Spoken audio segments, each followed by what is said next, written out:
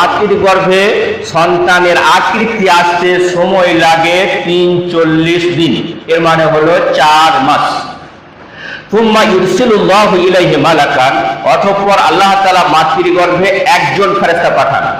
কি বলেছিলাম, কবরে যখন রূহ ফুঁকা হয় 2জন ফেরেশতা রূহ নিয়ে আসে, আর যখন মাতৃগর্ভে রূহ ফুঁকা হয় তখন কয়জন ফেরেশতা আসেন?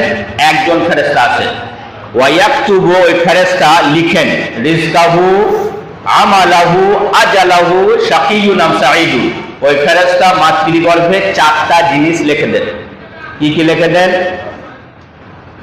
রিজকাহু, ও কি খাবে, আজালাহু, তার মৃত্যুর সময়, আমালাহু, কি আমল করবে, শাকিয়ুন আম সাঈদুন, লোকটা খারাপ হবে না ভালো হবে। মাতৃগর্ভে যখন বয়স ছিল 43 দিন 4 মাস, তখন কি করা হয়?